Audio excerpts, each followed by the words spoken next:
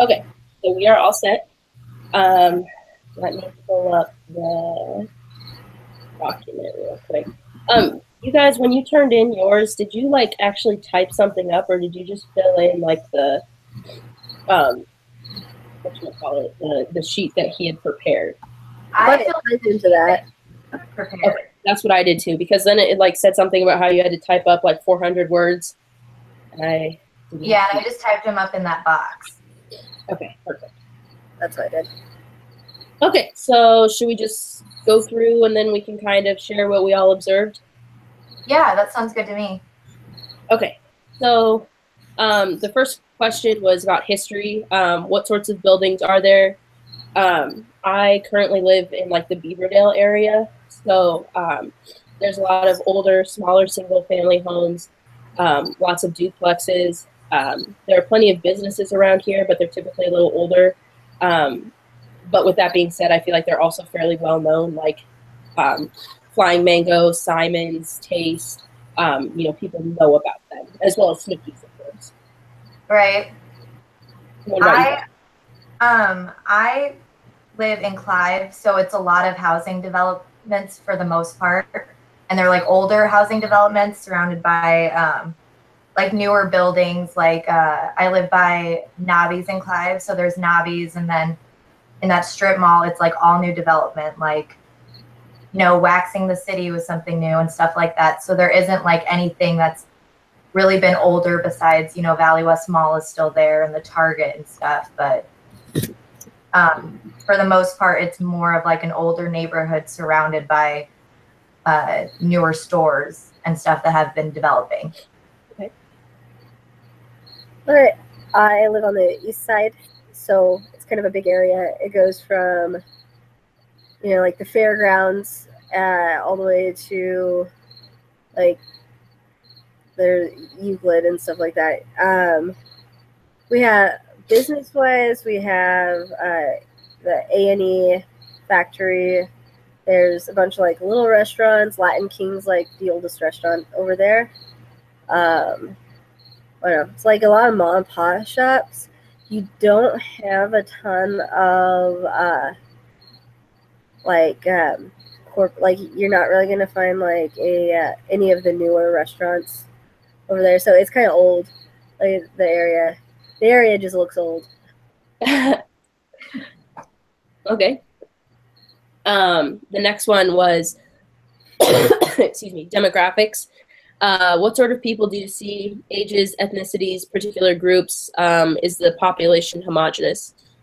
I put, for the most part, one can find Caucasian or white families or older generations living by themselves. There doesn't seem to be much diversity within my neighborhood.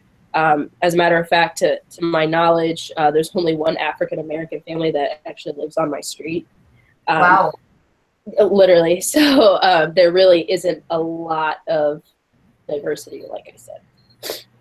Yeah, and mine is the same way. Honestly, it's a huge basis of Caucasian families. There's literally just probably one African-American family down the road and then another Muslim family down the road, but besides that, it's mostly Caucasian based.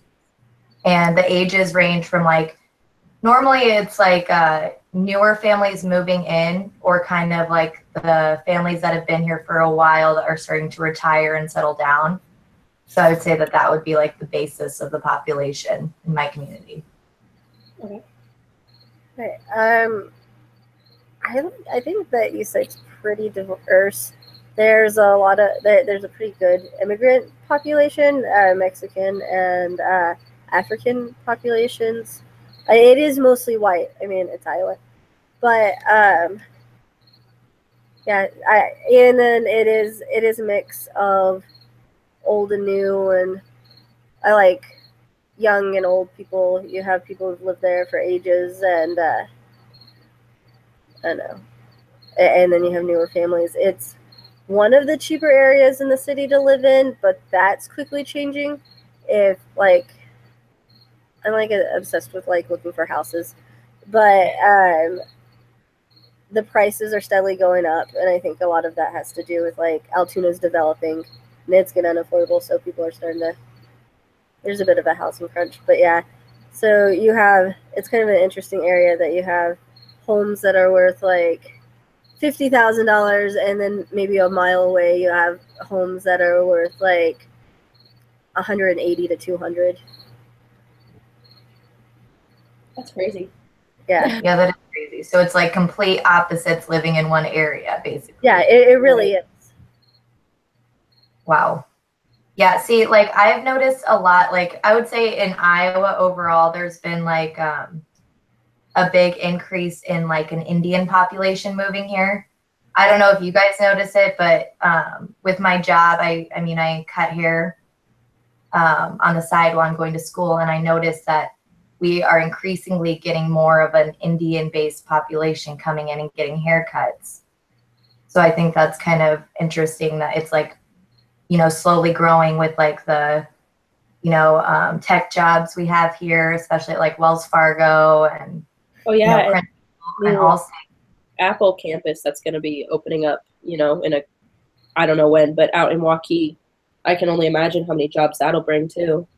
Yeah, and it's just crazy. And I mean, I don't mean to like, you know, stereotype it in that sense, but I'm saying most, you know, people that get involved with like tech support and, you know, stuff like that are like Indian based. You know, one of my friends is a recruiter who recruits people for that specific job, and he said it's like a very high population, you know, is Indian. So I just think that's kind of interesting, you know, that that's like a big career path for, you know, that certain population. Right. I kind of agree. I saw, well, I don't know about necessarily the population. I see a lot in the medical field. The medical field is way diverse right now too. But when I go to Valley West to take my kiddo to the play area, in that little area, there's a ton of different people just playing there, all their kids. Oh no, yeah. Well, and I think there's something to be said about that. You can find a lot of diversity with, like, if you go to Valley West Mall, like just the play place there, Merle Hay Mall. I would even venture to assume that Southridge would be like that. But it's interesting because if you go to Jordan Creek, it's like totally different from all the other malls. Exactly. Like, I don't think that you find no diversity there. Yeah. I need to avoid that area like the plague. It's just like, eh. Well, I think Jordan Creek Mall too is it's placed in such it's placed in an area where it's like it's a very like high economic place, you know, to live. I mean, you look at the houses there, they're expensive. I mean, they go from like, you know, up to $1 million. Those are like $1 million homes. You know, they could go from 300,000 to $1 million. So it's kind of like a more, and like even the stores that they've put in Jordan Creek Mall, those are stores that are way too expensive for people, the general population, to afford. Like, you know, they have Michael Kors bags, you know, those cost what, $1,000, sometimes even more. They have that, you know, yoga store where it costs like $200 for pants. Yeah. You know, they have all these like high-end stores compared to the other malls. Yeah. And I don't know if you guys are so different, you know? Oh, no. Yeah. I don't know if you guys are super familiar with the area, but with the West Des Moines, but there's the gated community over by like West Glen Oaks. Mm-hmm. I lived in there for just a little bit. I was renting a townhouse for about a year, and just driving around, like looking at those houses sometimes, like, oh my God, I could only painful to me because I'm like, I will never live in a house like that. But also, it's like, you know, these people that are living here, you know, they make not just double, but triple or even quadruple what I pull in a year. And it's so crazy that it's like such a small population of some of the wealthiest people in the area are living there. Whereas, you know, you branch out to like the east side, like you said, it's huge, but you're not going to find nearly as many people in such a condensed area that make that much money. Right. Well, yeah, I think the thing about the east side, oh, sorry. I think the thing about the east side is that people just think it's like there's like a little super decrepit area that, you know, no one wants to live. I don't know. I mean, I guess I look at the housing prices and you think if you're making $12 an hour or whatever, you're not buying a $160,000 home. You know, I guess it is very much a middle class area, and it doesn't necessarily look like it, and it's definitely not promoted that way. Oh, I completely agree. I even looking for places to rent. It's like when you for me, someone who grew up on the west side, when you see something that's available on the east side, it's just you already have this subconscious idea that no, you don't want to live there because between it's kind of drilled into you by like society. Like I mean, everyone is always like, no, stay away from the east side. That's where all the bad things happen. They even the state fair, they made a specific night for the east side. Right. Making it like, oh, you want to go to the state fair on this day because that's when you're going to see them, the craziest people or whatever. Right. I think. So, I mean, I definitely like fight night. I think it's kind of funny. I'm not from Iowa, I'm from Texas, so that was one of the things. Like, it was a little bit of a eye opener coming from Texas to Iowa, where at first you're like, wow, this is like a ton of white people. And I came from a community that had like, it was way diverse. It was like, mostly Hispanic too, though, right? I grew up in New Mexico, so I grew up where I was like the minority, and it was like very heavily like Hispanic, population. Right. So, you come up here and you're like, oh, okay. But then, like, I worked at Prairie Meadows, and everyone works there. Like, and then I did a report on the Des Moines Public School Systems. There's 100 different dialects that are represented in our school system. And that's just insane. Wow. Yeah, I would have never even guessed that. Right. I think it's such a new thing. I don't think people realized it, but Iowa like takes so many immigrants, and people knew in the 70s people came from like the Vietnam area, and then in the 90s there's people from like Bosnia and stuff like that. So and now obviously we're bringing in a lot of people from Africa and a few people from the Middle East.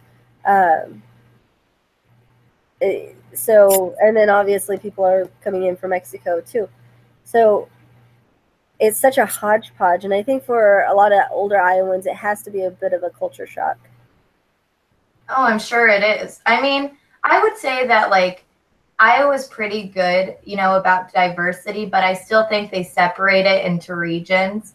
Like, the East Village is like, they're highly known for being like a friendly gay and lesbian community.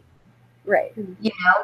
I mean, and it's like you said with the East Side, like when I was a kid, people were like, oh, a lot of like Hispanic people live over there. A lot of African-American people live over there, so it's just, I feel like Iowa's like, I would say tolerant of diversity, but I would say that in their own way, they separate them into religion or like into regions still. Absolutely. All right, should we go on to the next one? Yeah. Yes. Okay, so it looks like further elaboration on ethnic makeup of the community. Different ethnic groups are there, restaurants, grocery stores, language on signs, etc. I said that while there doesn't seem to be a lot of diversity, there's still evidence of it within the storefronts in the area. There are a handful of smaller ethnic grocery stores lining the streets, and some smaller family-owned stores offering service, such as like I said, restaurants, tailors, like they mentioned, grocery stores. Just driving by, you can kind of tell, like, oh, okay, there's like one example that's coming to mind. I went to a wedding earlier this summer, and I had to go get it tailored. And so I took it to, I don't know if you guys are familiar with Busy Bee Tailor, but if you ever need an alteration done, take it there because they're awesome. But it's owned by this adorable little Asian lady. And so that's the like one thing that's coming to mind. But also there are a couple like smaller like Mexican grocery stores that look like they're just in a small storefront like that. There's one right down the road from my house, and smaller like Indian grocery stores too. Yeah, exactly. So it's like, well, I don't see like a lot of diversity. Like obviously, it's still present around here. And like I don't really see it in my community, but like I notice those small grocery stores, but they're always in like older areas. Like they're not in new developments, you know? I always think of Valley Junction. Like there's like one Mexican grocery store that I can think of, like right on Fifth Street there, that I pass every single time I go through there. And yep, there's one on 73rd and University too, and that's like an older area too, you know? Right. I think probably if you think about it, a lot of it's the affordability of those areas. Like it's expensive to start any business. I think I read something like to get a lot of restaurants open, you have to have like over $100,000 now. I know my dad started his restaurant, like credit card debt. But I mean, it's just kind of crazy how all that stuff, you know, it's really hard to get all that together. So it makes sense that, especially for an immigrant community who, you know, they want stuff that's familiar to them to be nearby, so they are going to be small little areas.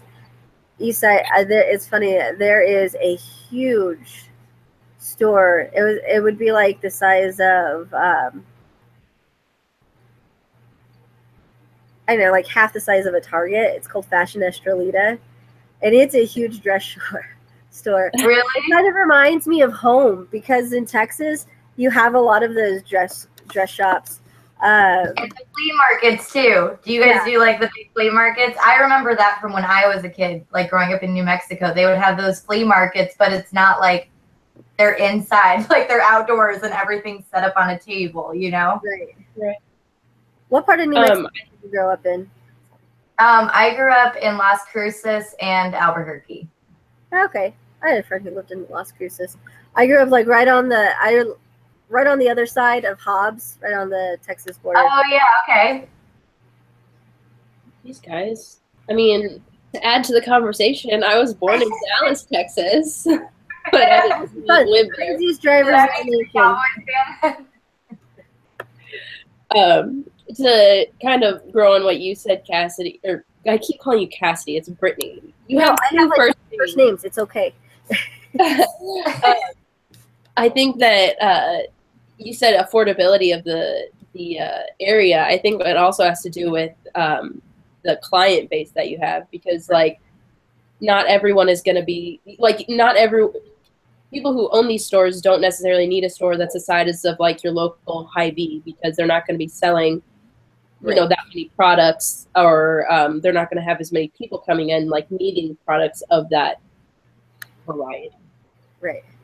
And I think like some of those stores, like honestly, like they might, you know, scare people from buying things, because they're like, well, you know, this isn't like, you know, manufactured by a normal grocery store that I shop at. You know, it's not like United States approved all the time. This is like, you know, something that's coming from a different country. Right. Is just my take on it, you know, is people are like, oh, I don't know if I should buy this or try this because it's from somewhere I'm not familiar with where it comes from specifically. Right. Well, and to put another spin on things, it's interesting because like I don't ever see myself going into like one of those smaller like mom and pop ethnic grocery shops, but like I've been to World Market before, and I love World Market, and I know, yeah, so do I, exactly. It has, you know, it has all of those different things that you could still get and support, you know, your local economy, but instead, like. But it's different because it's marketed around the United States, and these little stores are not. So that's why they're so unfamiliar to other people. Exactly. They're not like chain places. I've gone to that Sea Fresh. It's a Chinese market. It's like right behind the DMAC campus on University. That one's kind of fun. Oh, I know what you're talking about. The urban campus? Yes. Yeah. So, like, if you were to go to clinical or whatever, and it's like catty corner from the hospital. And that one's fun. I've been there a couple times. And it is definitely set up probably maybe more like, it is a different setup. I kind of feel like I'm in the 70s when I go in there. Just like, you look at it and you're like, this feels like an old setup for a grocery store. So it is different. It is a unique experience. And then the East Village, they have a couple I guess I feel like if you wanted to try something that's from a different, you go to the East Village and they have all sorts of little quirky shops, and they have a couple little grocery stores like that. But it's a good place to try. I mean, I'd definitely be willing to go into one. It's just it's something you just don't really think about, if you're not used to it, or for green tea ice cream. So it's like. Wait, what did you say about green tea ice cream? It's delicious. You should. It's so good. I've had it before at a restaurant. It's really good. Where the hell do you find that? Oh, now at Hy-Vee. You can get it from, there's 2 different places at Hy-Vee. I was so excited. I found it this weekend. It's so good. They have one at the restaurant Sakura, and it's really good. Yeah, no, that's why I've had it too. That sounds delicious. It is the best thing ever. It's so good. Sorry. It's quite good. You just got me all excited. I'm like, ice cream's on my brain now, so. Yeah. Okay, so values and beliefs. What types of houses of worship are there? How are the homes and yards cared for? Is there public or private art? What other signs of values and beliefs are present? First and foremost, in my area, there are a plethora of Catholic churches. And I don't know if it's just because the area is kind of dated. I don't know, but there's so many Catholic churches. The one interesting thing about it is that a lot of them actually offer services in different languages. That's really cool. Yeah, to accommodate those of different ethnicities. How are the homes and yards cared for? Everyone around this area really takes pride in their house. Okay, that's a slight exaggeration. You either take pride in your house or your house looks like a dump. There are a couple where there's overgrown shrubbery. You can tell that they haven't I mean, it's not like you have to, but some people power wash their house, get all the dirt off and everything, it's once a year kind of thing. But you can tell that some houses haven't been maintained like that in a long time. But for the most part, everyone seems to take care of their house really well. And I don't know if it's just because the houses are smaller, and so it's if you're going to be the one house that doesn't look nice, you really stick out like a sore thumb. You up your game a little bit. Exactly. So I mean, but for the most part, everything's really pretty out here. Is there public or private art? It's actually funny they asked that. There's this one house on my street, and first of all, it's a mustard yellow house, which normally I would be that's disgusting. But it is the most well-maintained house on the street. It is beautiful. And it's funny because the one thing, besides it being mustard yellow, of course, they have this enormous rooster, sculpture in their front yard. One of these days, I will send a picture to you guys of this enormous multicolored rooster, and it cracks me up. But it's that's the one thing I think of when it's when it asks about public or private art. It's that is definitely public art right there in their front yard. Yeah. What other signs of values and beliefs are present? Other than that, I mean, it doesn't really seem like people put their religious beliefs out there like that. I mean, obviously, in the winter people will put up Christmas trees, and so you can assume that they probably are Catholic, or at the very least believe in some sort of Christmas ritual thing.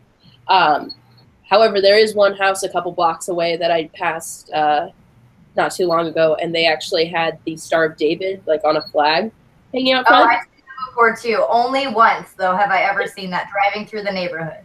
Literally. And I thought that was really cool because I don't think I've ever seen that before. Yeah, I've literally only seen that once, and I was pretty shocked by it myself. Yeah, there's a small Jewish community here. I think there's like two synagogues even. I had to do a world religions class before, and Des Moines has like two synagogues. Isn't there one on Grand?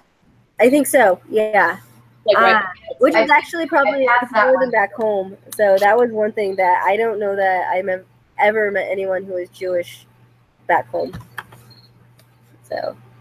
well, and I mean, I don't know. I can't, like, thinking about it, I can't really think of like why there would be like an overwhelming Jewish presence like in southern regions like that, you know?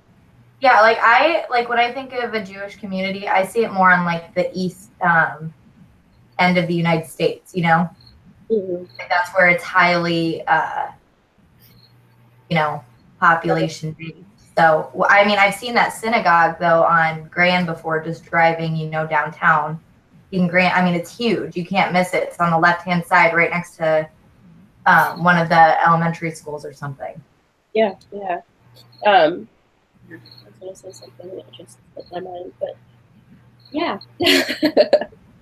Well, my community, basically, the churches that surround my community are all Christian based. I kind of did a little bit of research on them, and they do like more of a modern take. Like it's not just like the Bible reading and you like listen to sermon forever. They do like video clips and they like sing songs, and it's more like, I would say they do like more of a modern twist on it, you know, compared to like what you would think about church, like, you know, like sitting there listening and then afterwards you would have like Bible study or whatever. They like just, they do more of a modern take on everything. And then the homes, people take very, very, you know, they're very prideful in how they care for their homes. If someone is not maintaining their homes, like even if it's really not that big of a deal and you couldn't care, like you wouldn't even notice, they would notice. So like you didn't mow your yard, you know, a day before, you know, the day before you were supposed to. People will notice, and people definitely point it out, and people are a little bit gossipy. The neighbors, I would definitely say, gossip about other people's yards and how they're managing them.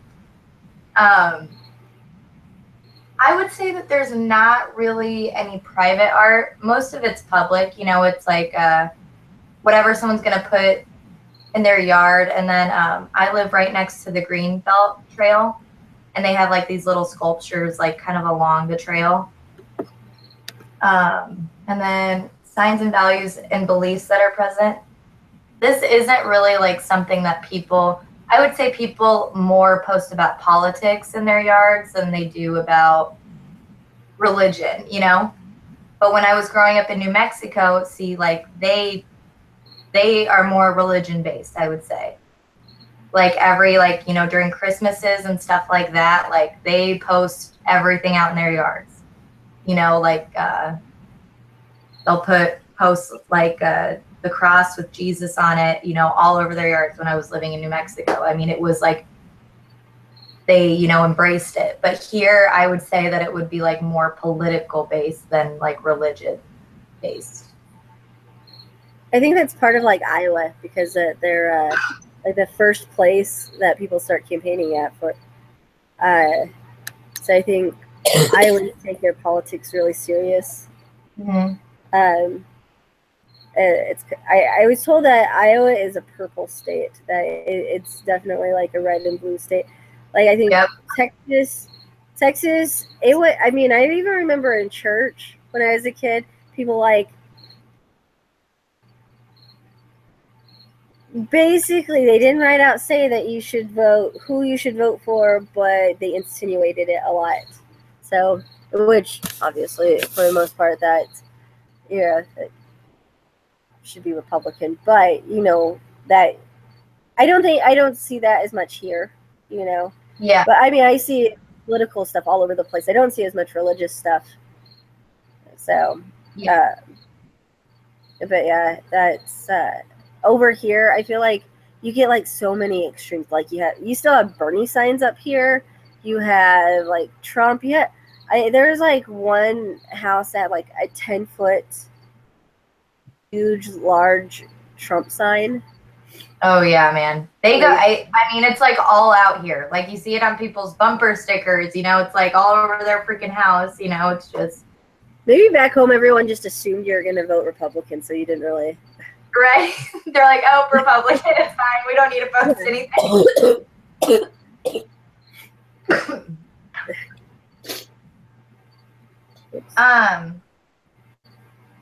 So physical environment, I feel like we kind of touched on that with like the other few things that we talked about. Right. You want to go into that, or? I agree. I think we kind of touched on it already, so we can move on if you guys want to. Yeah, because I mean, we basically explained, you know, what our neighborhood looks like, you know. So health and social services. Okay, so I live in Clive. I don't know if you guys are familiar with like down on University, like if you're heading towards Waukee. Those are like it's like surrounded by healthcare facilities. And they're like, yeah, like they have like the eye cardiology, like, you know, pretty much any specialty is located all along University. Like, you know, it doesn't matter. I mean, it's specific to any specialty. So it's like a huge healthcare base over here. I would say like Planned Parenthood is right down the road from my house. There's not really a lot of like alternative healers around here or traditional healers. And I mean, I've like looked online, and normally it's access to those facilities, I would say, is a little bit harder, just because most of the time your insurance like won't cover the, you know, services that they provide, because obviously they're a different form of treatment. And a lot of those times I feel like if they're more like traditional and alternative healers, that they're more expensive. Like obviously if insurance isn't going to cover it, they're going to, you know, charge you a higher amount to like make their business work. So I don't know if you guys notice that too, but that's just kind of what I notice. Oh, sorry. No, you're fine. In my area, I actually live like 2 blocks away from a Mercy clinic. There's also like a pediatric clinic, like just the opposite way. But then the other way, there's actually what they call like a new age healing facility. Yeah. What is that exactly? I'm sorry, I just like don't understand what that is. I'm not 100% sure. I do know that like at one point, like when they opened, they were offering like psychic readings. So I kind of what my boyfriend would call gypsies. that's kind of like what the vibe that I got from that. Gypsy. Literally. So you know, I've looked it up. I mean, there are a few scattered throughout the city. Like I know Southside has like a Curiando one that I screwed that word up. I know it. But it is like their traditional like healer. I've gone to a Chinese that religious world religion class. I went to a Chinese medicine clinic that was actually like where they do cupping. Is that right? That's the Chinese medicine, the cupping on the back. This one was acupuncture, but that's part of it. Yeah. Okay. Oh man, it just looks brutal. After people are done with that, I'm like, whoa. Like these huge ass welts like on their back. I'm like, oh yeah, that looks like it's really gonna make me feel better. Right. Or maybe it's just so painful that it takes your mind off of whatever else is bothering you. Yeah, you're like, who cares about this other illness? Get it. Yeah.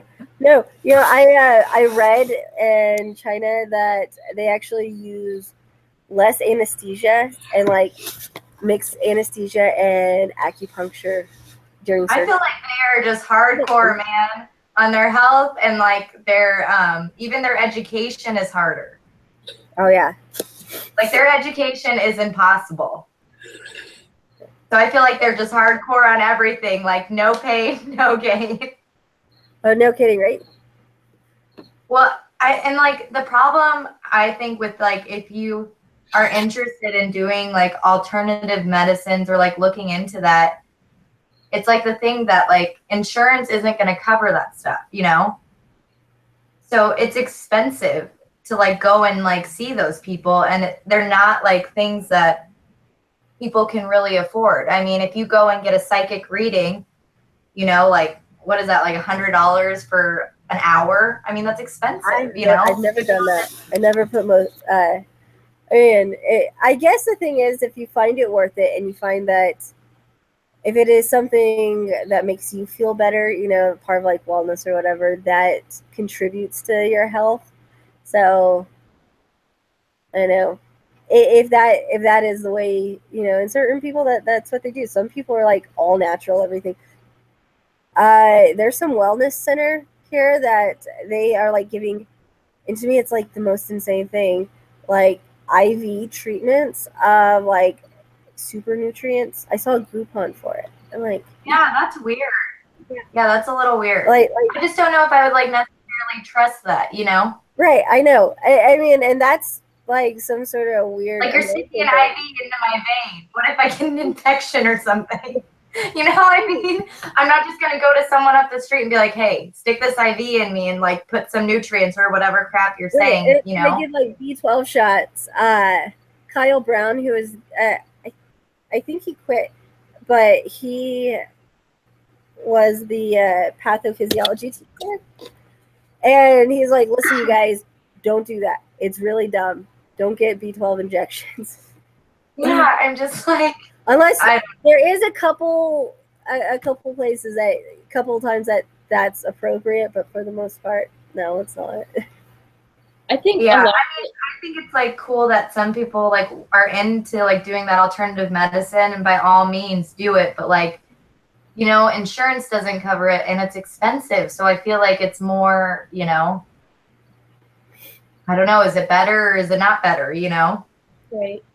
I think a lot of it, honestly, just kind of is influenced by your upbringing. Because, like, I know a lot of people who swear by essential oils. You know, like they think that these oils are gonna cure you, and I swear, I tried it. It does not work. And you know, for every person like you that says it doesn't work, there are other people out there that swear that there's like a million others that say it will. Yeah. And so like, go ahead. Pots, I am not going to waterboard myself because I have a cold. Okay. The neti pots? Oh, yeah. I love those. Oh, my man. dad did that, and he swears by the neti pot. I completely agree. By the neti pot. I'm telling you right now, it is the best thing in the entire world. I just get I get a little claustrophobic. You feel like 100 times better when all that junk is out of your nose.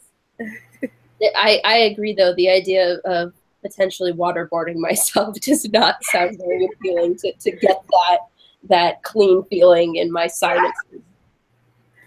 I'm gonna try it because I'm a bit miserable, but yeah. Right. But also going back to the way people are raised, you know, we laugh about the idea of like going to see a psychic, but I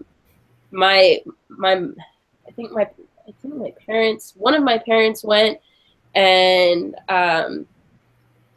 it must have been my mom, because she was told straight up that she was going to have 5 kids. And sure as shit, she had 5 kids. And so whether or not she had any influence over that, you know, I don't know. But like she believes in that kind of thing. But she's also a little crazy because she also thinks that like she sees ghosts and stuff. So like.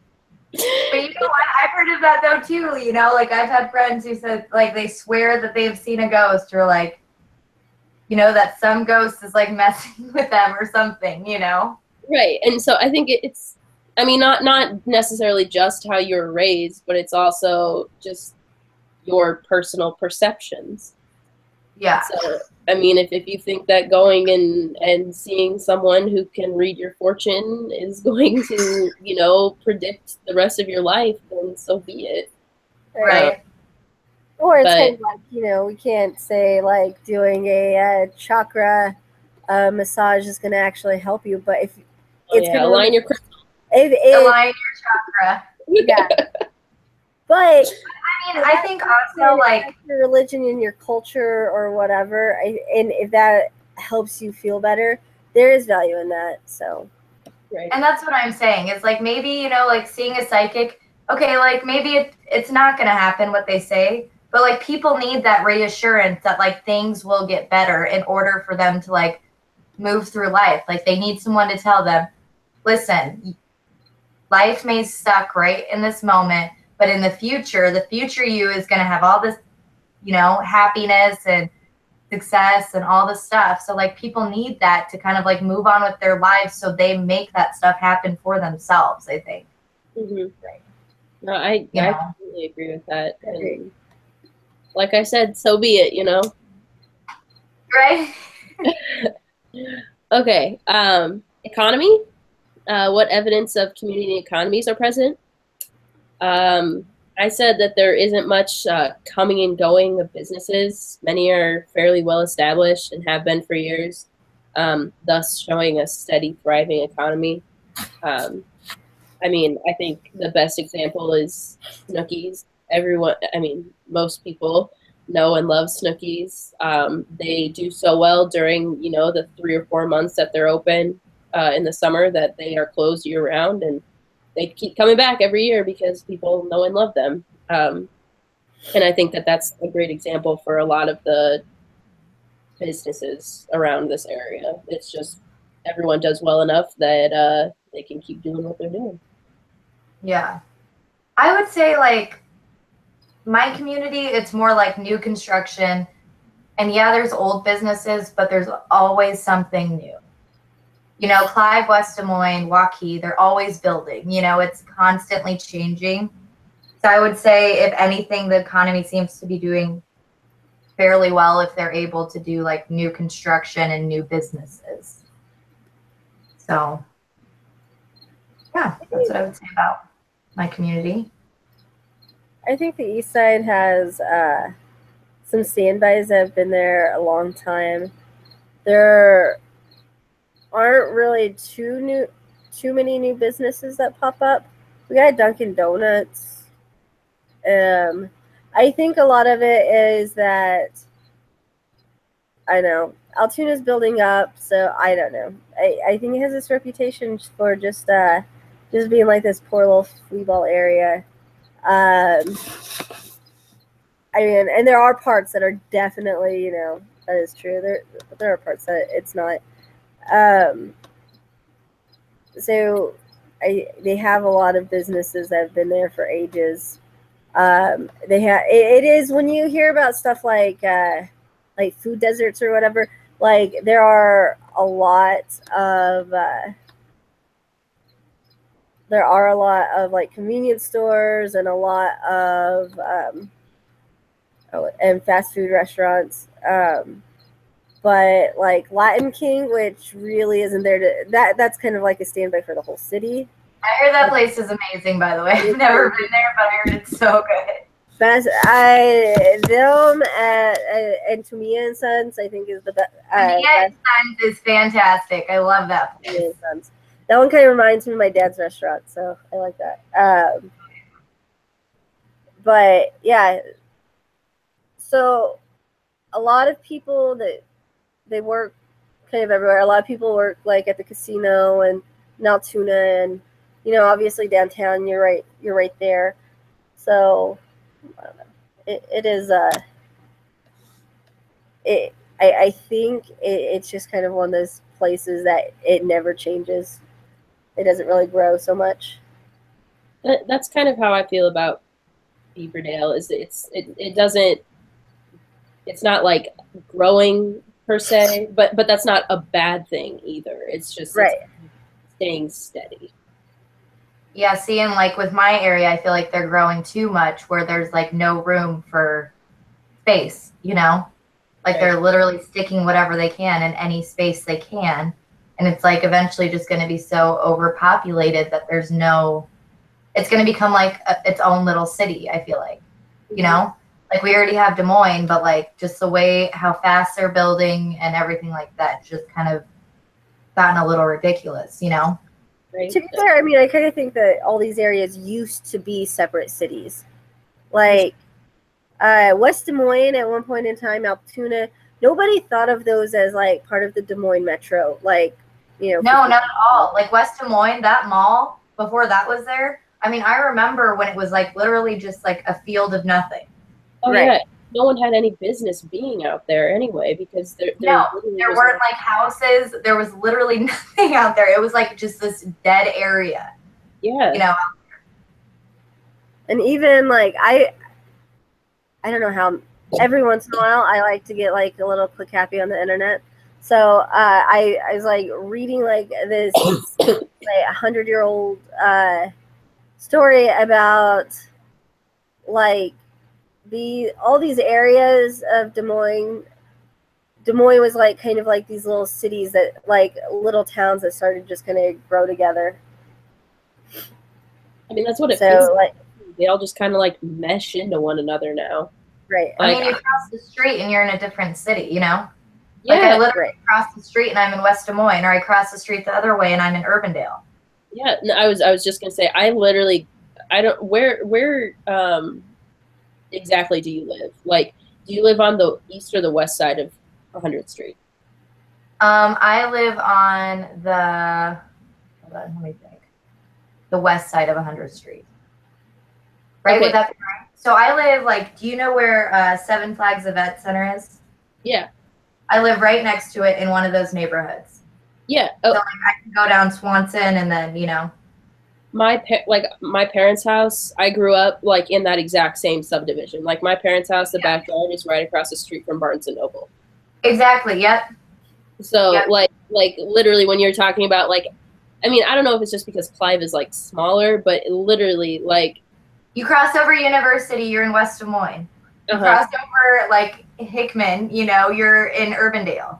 right. And I mean, if you go even west just a little bit, then you hit Waukee, and then you're in Windsor Heights. So it's like Yeah, or then you go further down into Waukee, you're in Adele. You know, like it's just kind of like, okay. Right. I worked at Lone Star Steakhouse before it closed. Like Oh. it technically had, it was they technically had like two addresses. One was a Clive address, and one was a West Des Moines address. Okay, I've always wondered that. Yeah,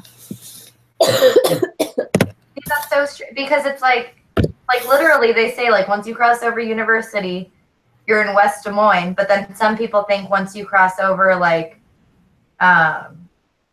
is it West Town that goes by Dowling and like Walgreens and stuff? Is that? That's West Town, and then it turns into Buffalo Road on the other side of 27th. Yeah.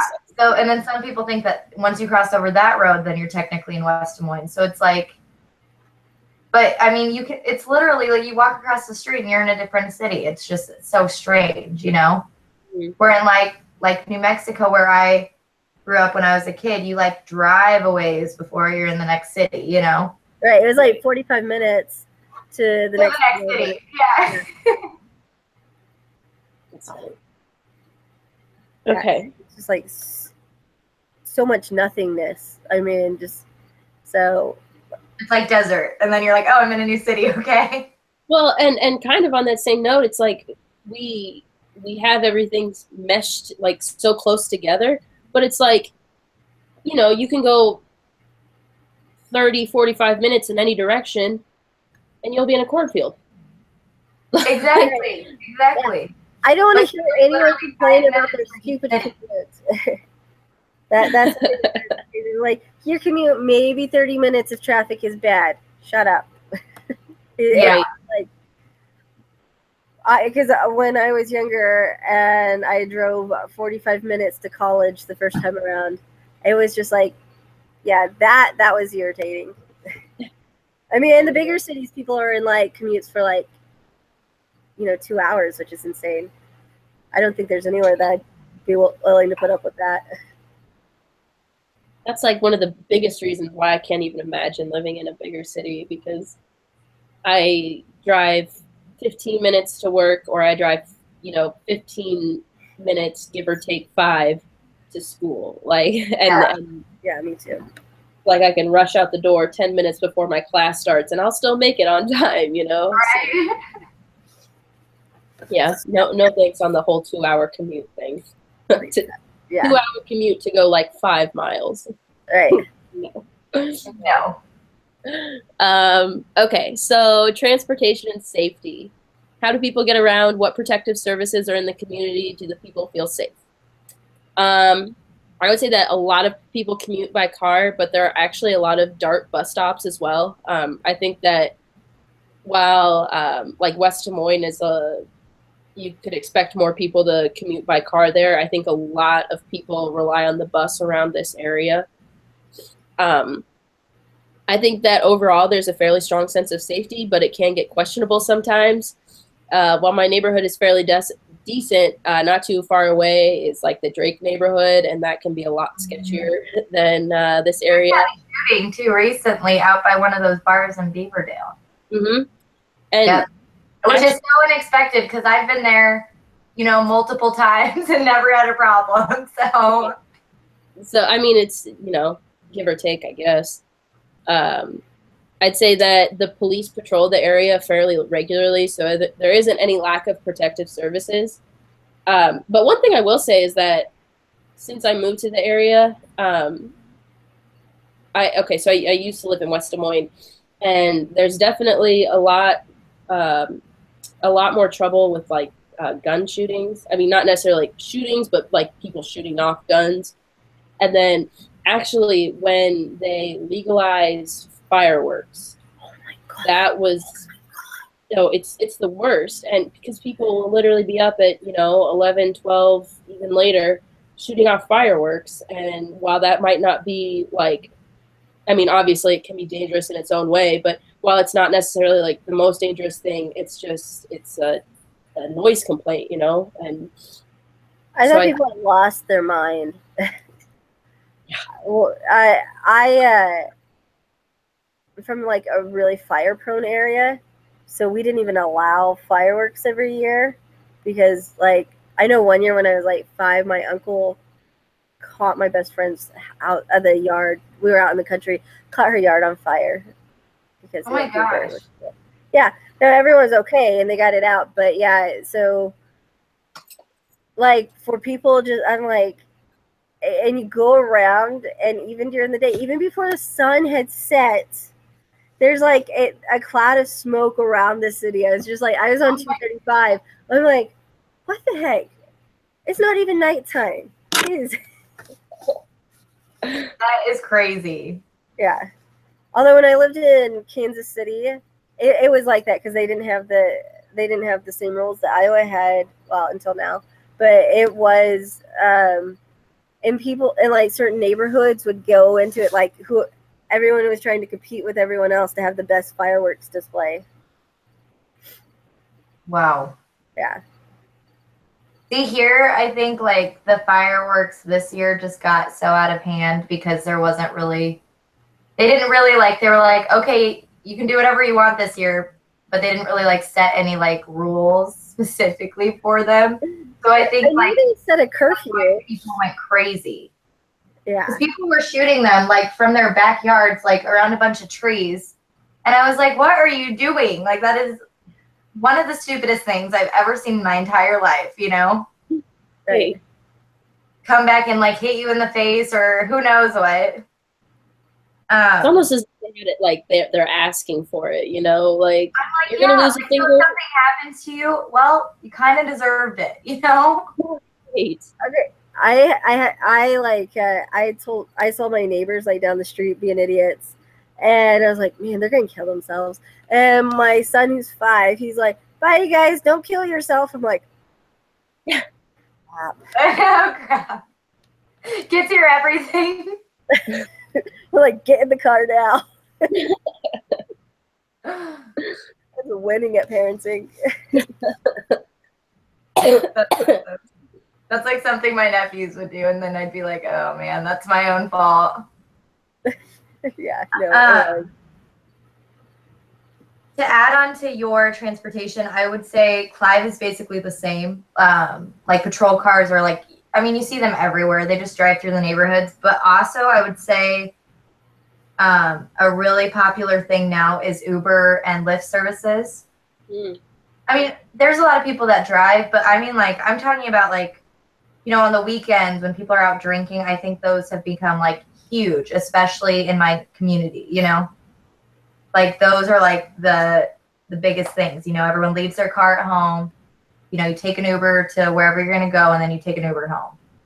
I think that is such a great thing, too, that, you know, yeah, our society has just gotten smarter about alcohol and driving and all that stuff in general. Yeah, you're still going to have an idiot. And I know, like, as a bartender, that you always get afraid of, well, I don't anymore, but I know, like, when the chick hit the cop, or no, the guy hit the cop car who was transporting someone and all those people died. It's like, you always worry. You hear something like that and you're like, gosh, I hope they did, like, I didn't serve them or whatever. But yeah, it is that, you know, Uber has, like, a lot of, like, kind of shady things going on about them, but they really do fill a needed service.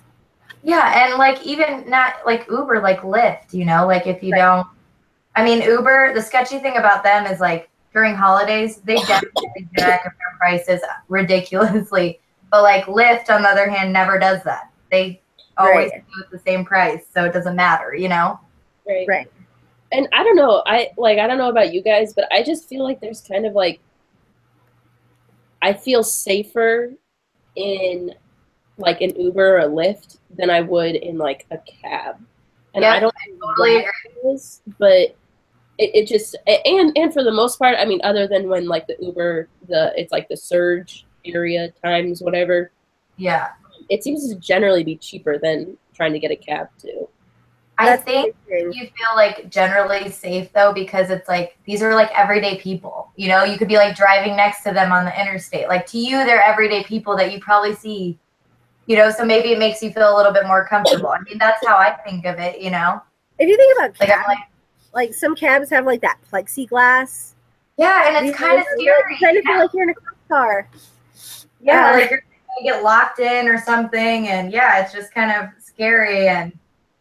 Or it just makes you feel like a criminal, or, I mean, obviously being in a cop car, but it's like, I'm not about to attack my cab driver, you know, like. They have been attacked, so I mean, I think that's why that's drivers. There's a story about this 14-year-old girl who, like, killed an Uber driver. That's insane. She rode 3 different Ubers that day and then just picked this random guy and, like, just murdered him. I, like, could not even believe it. I was like, I can't fathom that. Like, 14, what happened at 14 where you just, like, lost your mind like that? I have no idea. I honestly, I thought it was, like, from The Onion or whatever that fake, you know, web page was, but it was not. Sounds like someone's got daddy. Right. Yeah. You know, another thing that the city does really well for transportation are all of the bike paths. Oh, like, yeah, I would say that. Drivers don't know how to drive around bicyclists. And sometimes bicyclists are way dumb. But, I mean, aren't we all sometimes on the road? But, like, you can drive from the east side or you can ride your bicycle on a bike path and you can get to, you know, the other side of town. You can get to Altoona and you're never on a street. And I think that's awesome. I think that you have a really good point with the bike paths, but also the fact that they offer, like, those bikes that you can rent too. Yes. And there's, like, a different station, so it's not like you have to, like, you don't have to take it from this one station and then return it to that same station. You can return it to any station in the Des Moines Metro. I think that's awesome. I think whoever came up with that, I hope the person who came up with that is making a lot of money because it's such an ingenious idea. Well, and it's becoming popular too because, like, even around town, like when they're making, when they're doing new roads, they're specifically making them so that there's a bike path on them too. Right. You know, alongside. Now, like Brittany said, we just have to make sure people can actually learn how to drive around them. I know. Well, I know because a lot of people like drive. I see a lot of people like up on Ingersoll. You know that there's like a bike path on Ingersoll, and like people like don't even know it. Like when they're turning right, they like will go all the way over into the lane. They'll cut off a bicyclist. Oh man. Oh my gosh, man! Like, you're gonna kill someone if you keep doing that. You know. Well, I see. I mean, there was a person. Although another one of those things where you have to wonder what people do. A person on a Sunday morning, drunk, drove there. They were driving drunk into, like, you know, you see like these people are like made a bicycle formation, so it's a big group, and you see them, and you still run into them. Killed a 13-year-old kid. Oh my gosh. Yeah, it's like, what is it? Yeah. It was one of those cities around here, or like right outside. They try to pass some sort of legislation, but I think it's, I don't know. But yeah, it was way crazy. People, but then again, I've had a bicyclist. I swear they had to been drunk or high or something, because they were driving like in the left turning lane down like the wrong way. I'm like, wow. I was like, if I hadn't realized that, I would have hit them. If I hadn't realized that they were like, that was the thing. Like, I nearly hit them because they were not where they should have been, and I was like, it took a second to realize that they were driving towards me, or riding their bike towards me. It's gotta be so scary. It's like your instincts just go into survival mode. You're like, what the hell do I do without getting killed? So or killing someone else. They're fine, and I gave them the California hello afterwards. Do you guys want to get into politics and government? I kind of think we did a little bit, but yeah. We kind of did, actually. Didn't we say that it, like, overall, everyone's like 50-50? You're either a Republican or you're a Democrat. There's not really a... Well, I don't really more red. I've talked to, when I worked as a bartender at Prairie Meadows, I talked to a couple, like, senators and stuff like that. But it is, I don't know, I think it's cool that Iowa, for the most part, can have these discussions. I think they are getting a little bit more conservative, but I know it's still not like this shutdown like back home where you're like, you know, if you're a Democrat, you're like this baby killer. I just feel like it's either black or white with like just a tiny bit of gray in the middle. You know what I mean? Like, I'll see. I mean, I remember when the election was going on, all the signs everywhere. It was like Hillary or Donald, but then, you know, there'd be this one like out of nowhere that would be like, you know, the middle party, you know? Right. So, like someone who would never win. Yeah. Although it's been a nice, more options, I think.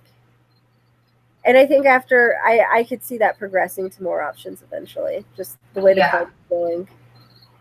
I actually think that with younger generations, I think a lot of them are actually more open to the idea of not strictly just a Democratic or Republican party. And I think that with over time, I think that, like Libertarian, the Green Party, people like that, I think they'll have stand more of a chance in the elections because it's not so strictly, like you said, one party or the other. It's, there are other options out there that aren't so.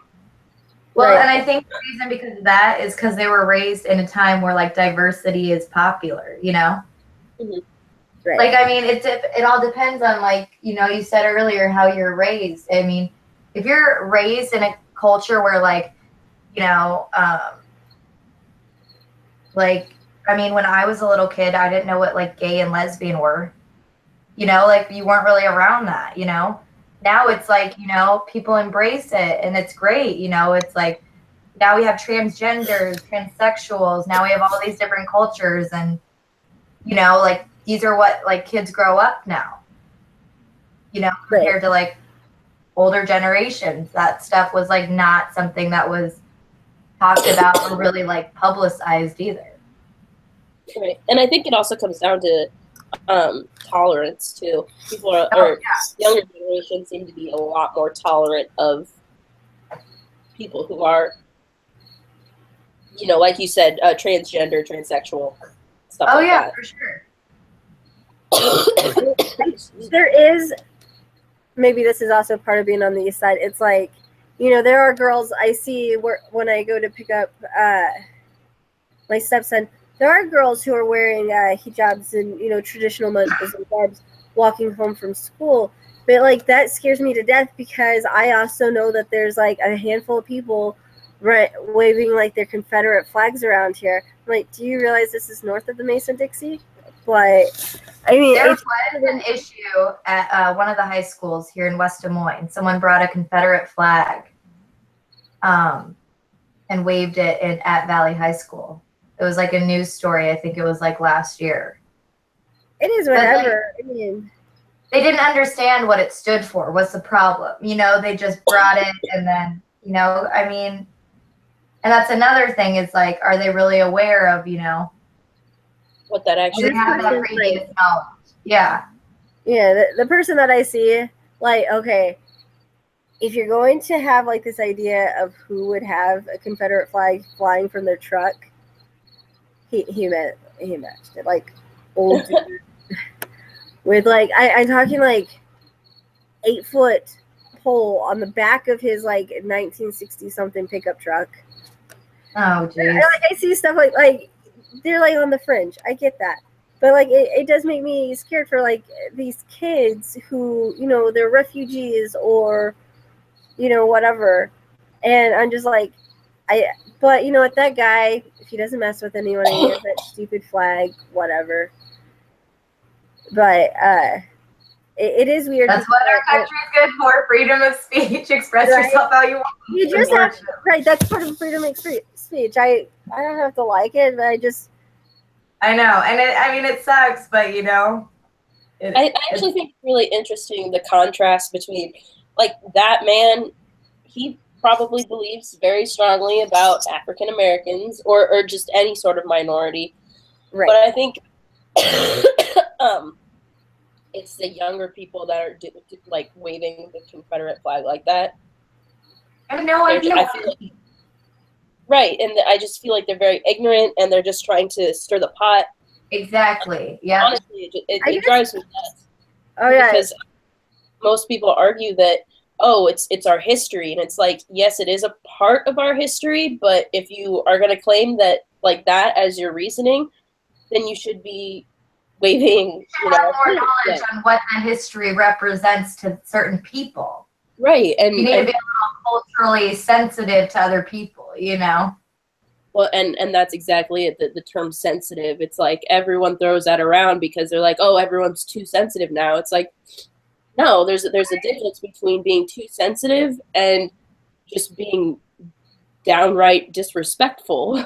Like exactly, and I think that's the problem. It is a sensitivity thing. It's like, oh, people are just too sensitive about that stuff. Well, it depends how you're attacking that person, though. Like if you're purposely attacking someone in a derogatory, disrespectful way, then yeah, they do have a right to be sensitive. But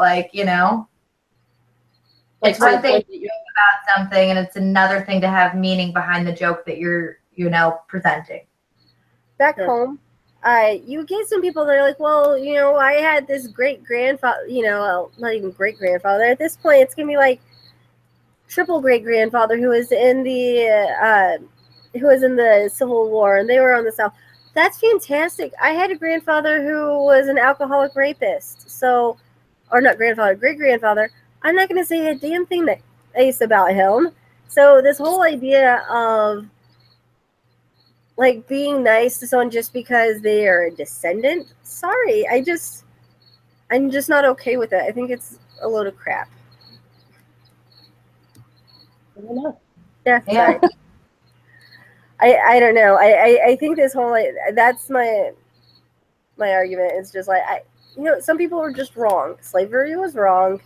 Treating people of other ethnicities, all that stuff, it's just wrong. So I think but whatever. And I know we're off topic, but no, you're fine. We seem to do that fairly well. We kind of go off on our own path, but that's okay. I think we've been on here for like over an hour. Right. So I hope he doesn't plan on watching all of this because I know, because it's going to be a long video. Okay, moving on though. Communication. Are there common areas? What type of information is posted on posted or in newsstands? What formal and informal means of communication are evident? I put many postings related to lost animals. Like, you would not believe how many people lose their animals in this area. It's insane. Really? Literally, like always on like the like streetlights, like the posts, I see lost animals, and I'm just like, Jesus. I feel like it's because Iowa doesn't have as many fences. Like, you see so many houses, and like back home you didn't do that, but you see so many houses, they don't have a fence. It's crazy to me. Like on newsstands here, it's always about like new events going on. Like it'll be like, there's a painting class right down the road from you, or like there's never anything about like lost animals. It's always like new events or like little festivals or whatever that they have going on. Well, and our library has a lot of stuff. That's why I like our library.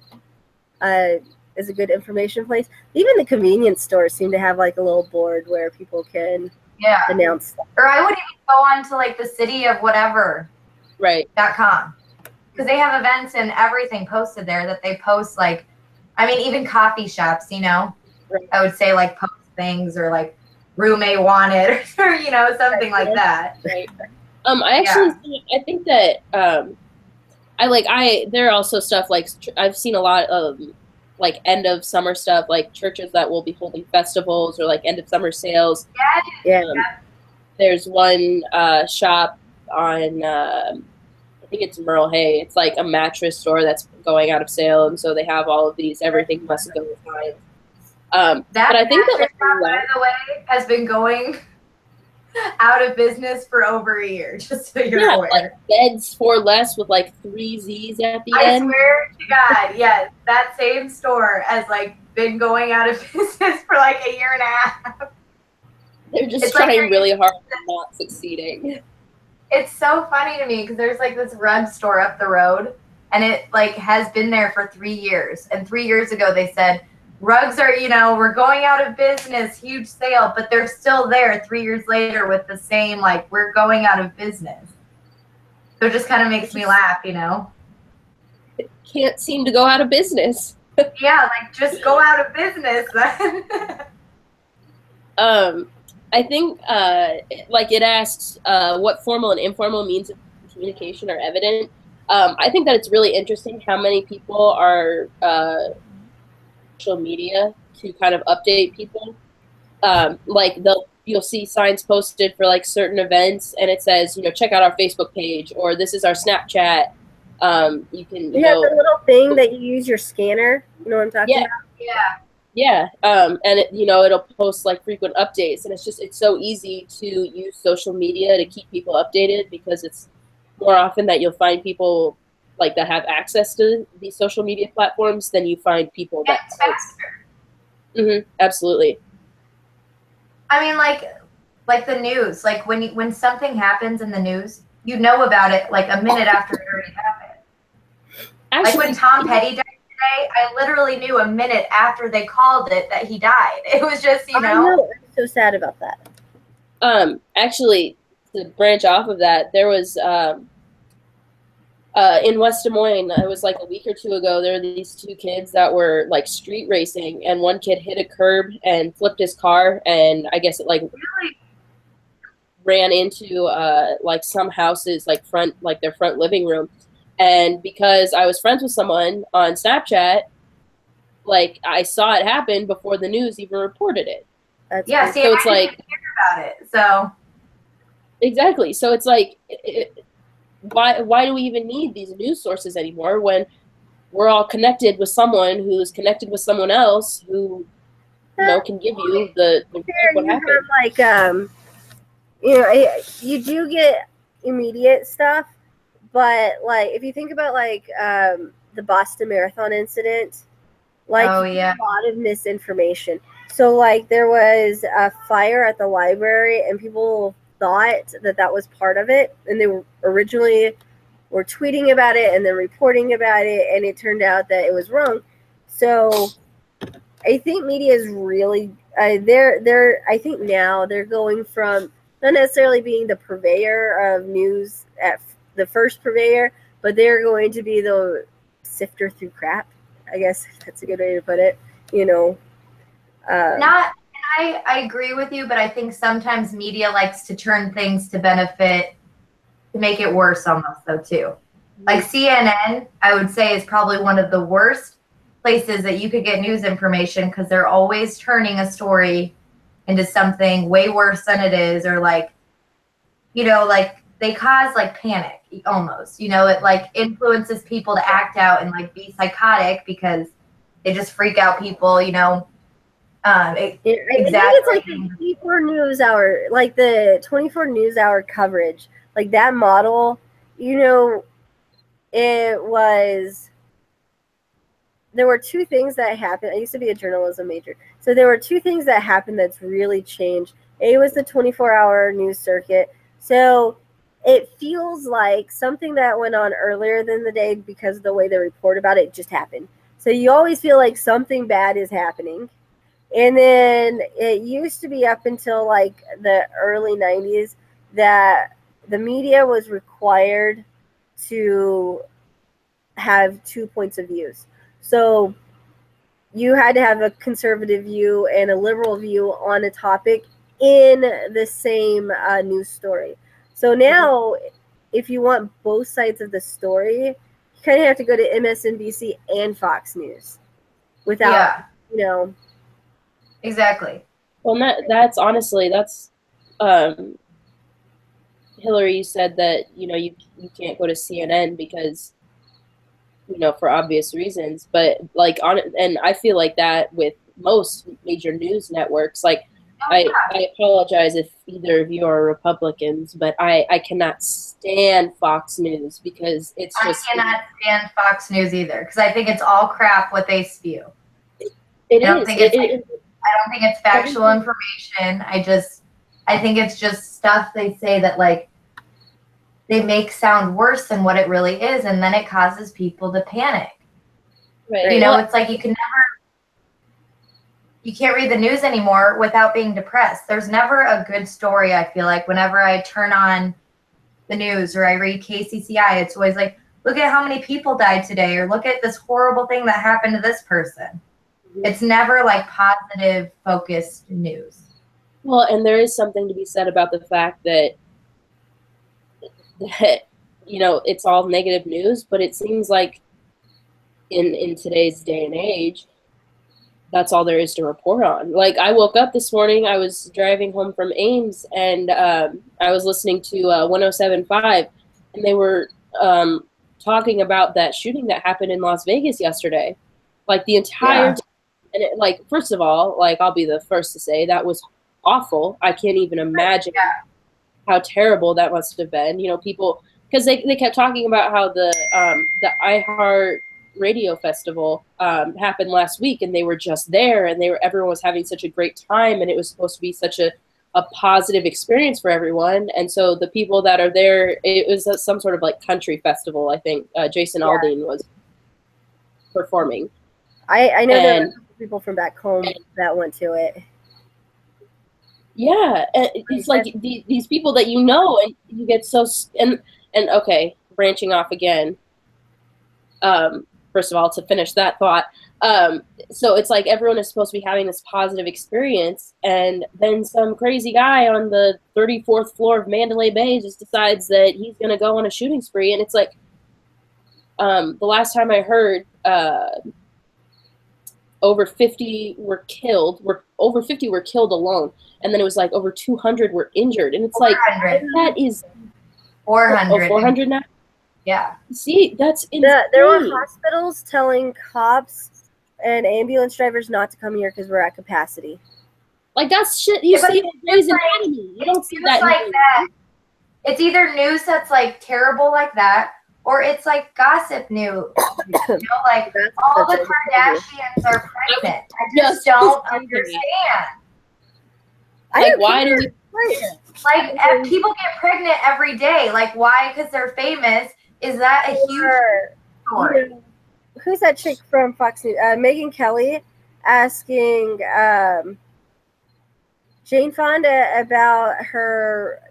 Jane Fonda's been in a movie, and she didn't ask about the movie. She asked about her plastic surgery. Plastic surgery. Who cares?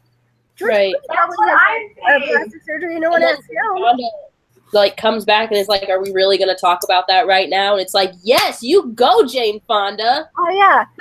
That's what I'm saying. It's like, it's either, you know, like something terrible and tragic, or it's like some celebrity crap that like doesn't mean anything. I mean, they're pregnant. People get pregnant every day.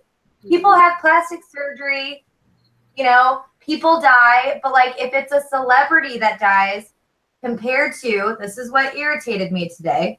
Everyone's upset about Tom Petty. I understand. He was a good musician, everything like that.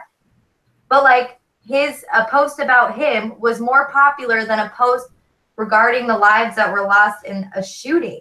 Okay, like, he's famous, I get it, but like does that because that shooting takes away a lot of Republican arguments. Oh, all it takes is a good guy with a gun. What gun would stop that? And okay, it's not the person, or it's not the gun, it's the person. You know what? That guy could have been throwing knives. And there's no way he was going to kill that many people if he was throwing knives from exactly. You know. So I think a lot of that was silent. Tom Petty's death is tragic. I think it's easier. It is tragic, but he died of a heart attack, which is a common occurrence among, you know, the American population, compared to someone going into a crowd, killing innocent people, and like multiple innocent people. Right. I just think that right now, a lot of people on the right, they don't have any argument. I mean, they could. I'm sure they do. My brother and I got a mini argument about it. But I think that was like when I got on Facebook, which I don't. After the election, I stay off Facebook. Yeah, right? Because everyone blows up. It's just such a negative thing. And I used to really enjoy it, but for now, I can't. I'm just too political right now. Yeah. Oh yeah, and you know, like what you said about Tom Petty dying is taking the spotlight away from the shooting, but yes, same thing with the Kardashians that took away from, you know, the heartbreak that Puerto Rico's feeling, and right, like oh my God, the NFL over Puerto Rico. Come on, they're Americans too. And that's what I'm saying. It's stuff like that it's like, how does this celebrity crap that like they're going through everyday things that people go through, how does that take precedent over like tragedies that are going around? Especially when you think about it, it's like these people, they're famous because they're famous. Like that's literally it. They, other than, okay, so Kylie has a makeup line, but like other than that, like there's no reason for them to be famous. Yeah, like I mean, Tom Petty was a great musician, so like I give him props. You know, I'm not discrediting him whatsoever. I just wish people would have been like, yeah, you know, that sucked that he died, but like there's a tragedy going on. Right. I mean, this was the biggest, you know, mass shooting in the United States history. Right. Like that's a big deal, you know. And like just to gloss over and be like, yeah, that sucked, but Tom Petty, man, he died. It's just kind of like, yes, he died of a heart attack. He died of something that happens to multiple people around the United States. But he wasn't a victim of someone coming up and just shooting him, you know? Right. So that's why I get frustrated by it. It's like, what's our society view as important compared to what is important? Right. Couldn't agree more. Yeah. Sorry I went on a rant. I was just like, that bothered me earlier today. No, you're fine. I do think we should keep moving, though.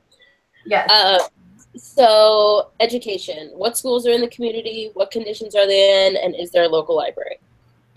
There is a plethora of schools in the area, especially elementary schools. I can't tell you how many elementary schools are around here. I also live right by Roosevelt. The condition of the schools, I think it's partially because the Des Moines School District is kind of like an older school district, so the schools themselves are kind of older. Me personally, when I look at Roosevelt, I think it looks like a castle, like a huge castle. Yeah. So I mean, they're older, and I mean that doesn't mean that they're like decrepit by any means, but they're older. And yes, there are plenty of local libraries as well. Schools here, I mean, they're obviously older, but I would say that they've added new additions onto them to make them nicer, like new features inside and stuff like that. There are a ton of local libraries. Pretty much every, Clive, West Des Moines, and Urbandale has a public library. So I would say, yeah, they're pretty, accessible. Yeah. East Side is, I live, my kids' kindergarten is like the block right behind ours, which is fantastic. We have a ton. Like, you have Grandview. We have a ton of elementary schools. There's like 3 elementary schools. There's a couple Catholic school. There's a Catholic school. There's St. Joe's. Grandview also has like a K through 12 school. I think it's in Norwoodville, like over by Grandview Baseball League. And then 3 middle schools. There's 3 middle schools that I pass by every day. And then Grandview University. And you get on 235 and like it's 2 or 3 exits to Mercy College. So, which tells you universities just want to be in cheap areas too.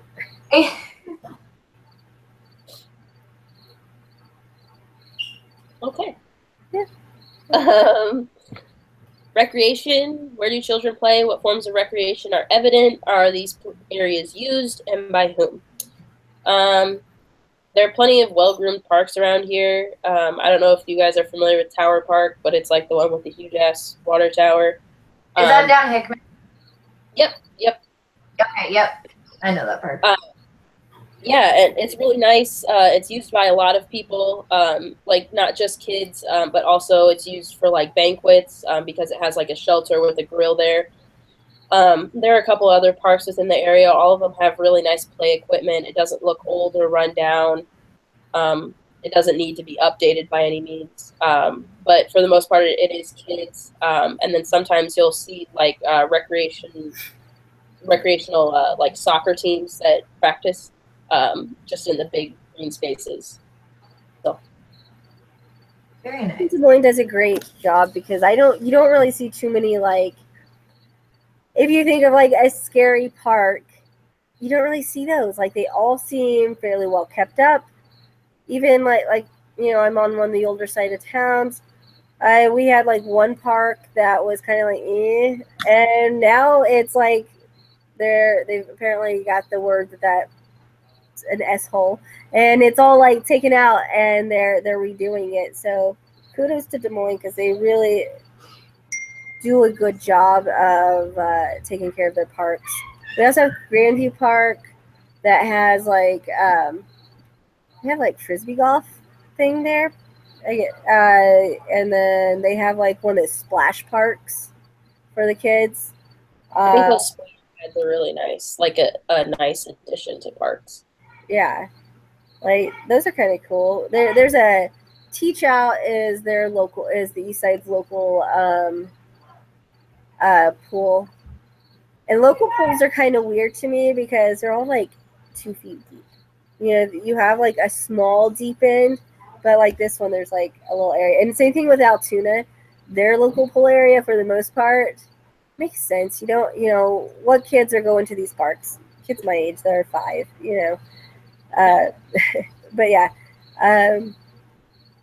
So yeah, there's a lot actually to do around, like even this area, and I think even like, who I feel like might be less served might be like Southside.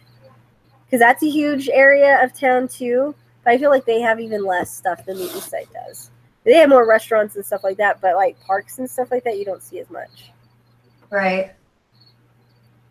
I was gonna say that like I never see kids playing outside because I think they're inside too much, but that's just me. Maybe it's more of the area that I live in. I would say that like when I do see kids outside, it's mostly in their yards, like the parks that are nearby or like down in the green belt where you really should have a parent with you down there because some incidences have happened. You live in such a busy area though. Like I don't know. I think it would be, for the sounds of it, it's like pretty busy, like around a lot of stuff. Yeah, the Greenbelt has just had like people who have been known for like grabbing others, and so it's safer if kids. It's not like an open park; it's like enclosed. Right. And I mean, I feel like when I'm down there, like if I'm on the trail or something, I hardly ever see kids in the playground unless they're accompanied by like a couple adults, Right. Well, there's just been so many like awful things that have happened. I mean, not super recently, but within the past couple years that. I mean, my mom, if we ever told her that we were going and riding our bikes down the Greenbelt, she would be like, "Ha, you thought." And did you hear about that incident that happened a couple months ago? I don't think so. Some guy like tried to grab a 20-year-old girl, and she fought him off and ran away. Oh, geez, that must have been. And awful. the guy who was only 18 years old, and they caught him, but yeah. I remember the young. I mean, he was probably about that age, between 18 and 20. The guy, I don't know if he was pulled off a bike or something, but he was killed at a my couple God, years ago. Yeah, and that was probably the main reason why my mother was so. Yeah, she's like, yeah, definitely not gonna go down there. Yeah, right. Or So. but my neighbor, so like 16-year-old kid, she's just jogging, and some guy, like opens the door, whips out his stuff, has a gun, and says, "You're gonna get in the car," and she's like, "No," and runs home. Oh my gosh. Oh my God. It's kind of crazy, but who does that? Like, sorry. We live in a crazy world, It's always been like that. We say that it's all, but like this is the city that's home of Johnny Gosh, like that kid in the 80s who, they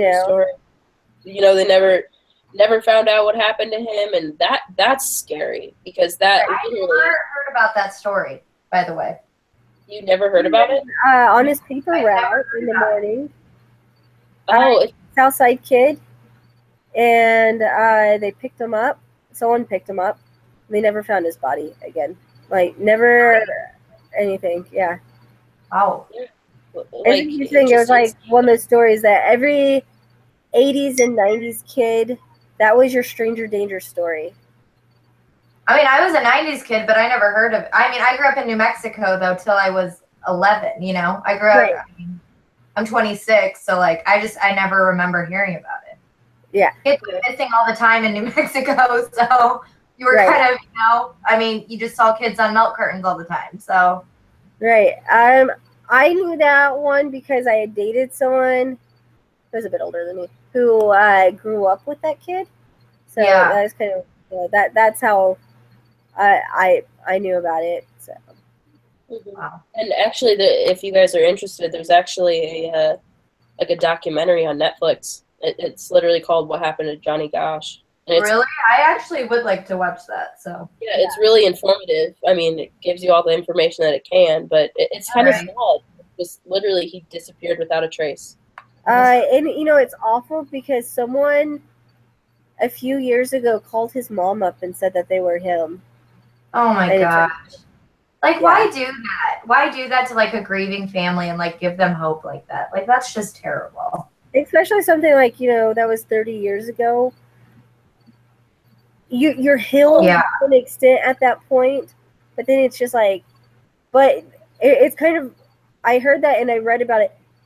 That happens on occasion to those families, to families who have had kids who are missing. Like that's not, but that's been known to happen a few times.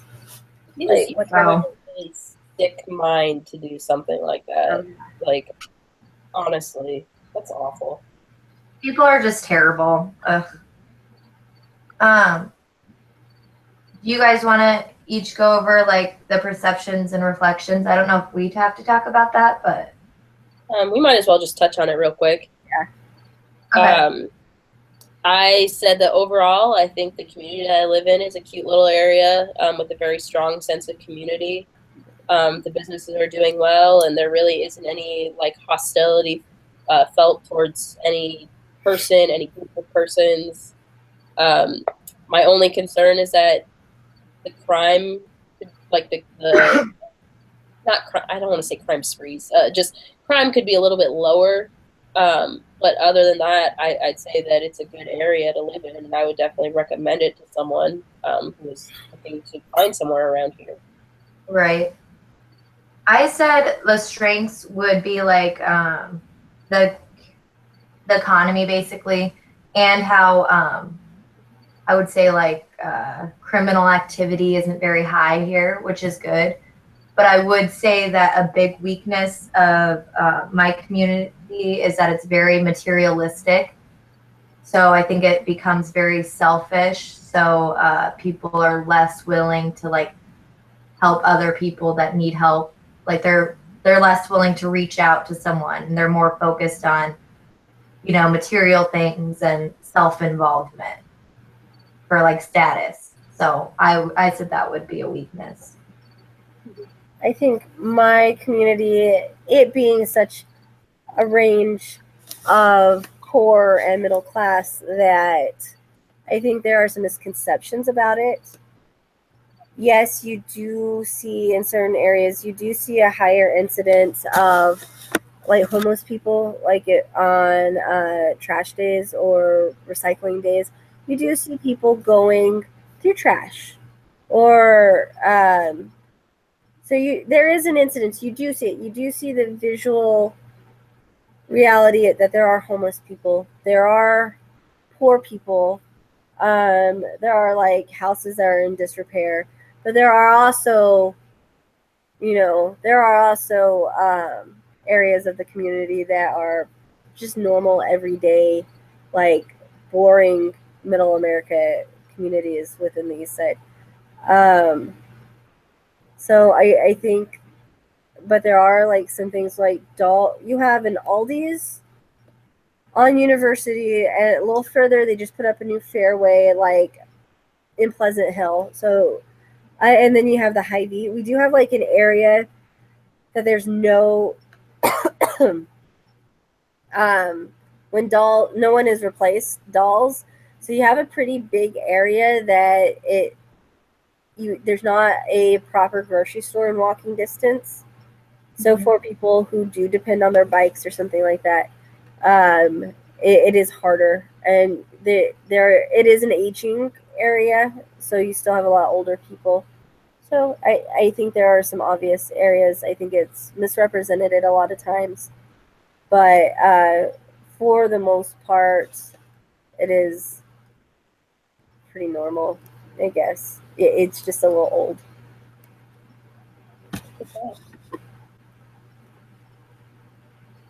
Okay, guys. Well, I think we're all done.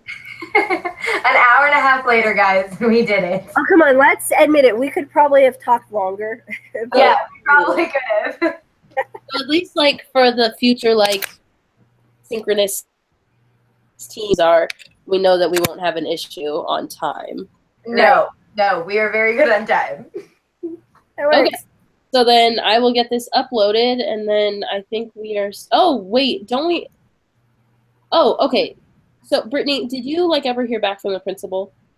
I talked to a couple teachers, and I didn't really get much from them. I'm just going to say that that's probably going to be a no-go, just because I never got a clear-cut answer.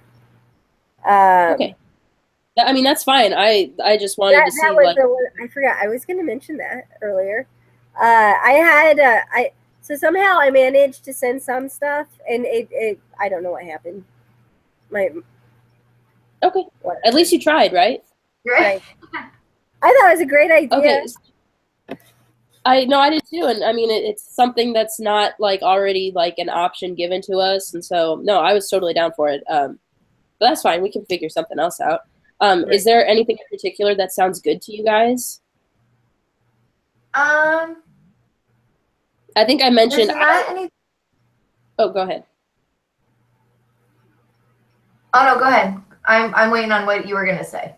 Okay. I mean, I thought that the like apartment setup sounded kind of nice, but like I said in I think my email, I don't know like how flexible of a schedule they're looking for because like between work and classes, like I might not be able to do it. But so I mean, I'd be fine with doing it, but I think we should have a backup. Right. Right.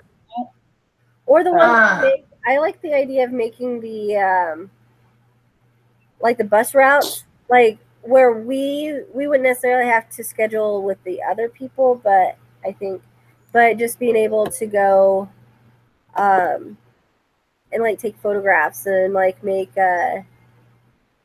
non-English speaking or even make like multiple bus stop things in different languages.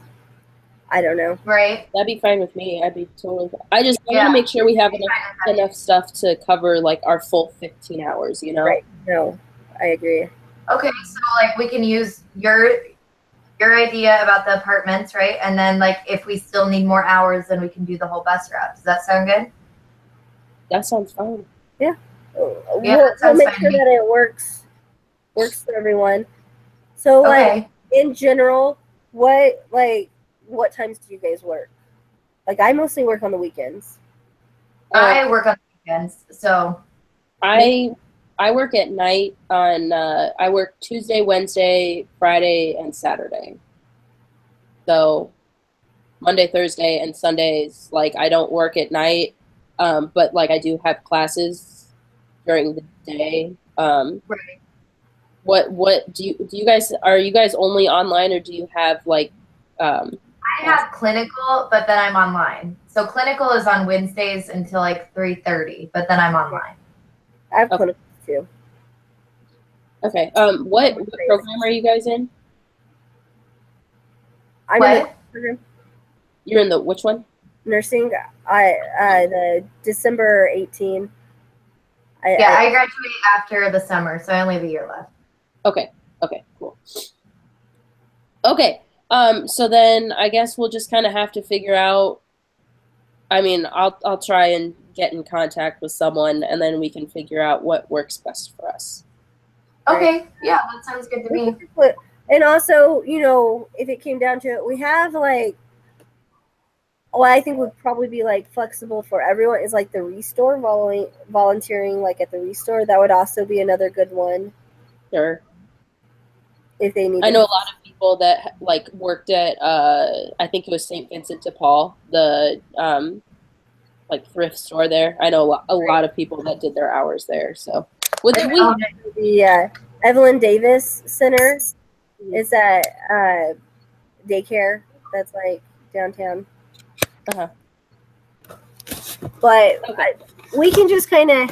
Sorry, I had like really positive response from the ESL and the art teacher. So I kind of thought I'd hear something by now. I haven't. So. Okay. Well, we can just play it by ear and see how it works out. Okay. That sounds good to me. Okay, perfect. Then I will keep you guys updated. Okay, great. All right, guys. Have a good night. You too. Yeah, you too. All right. Bye. Bye.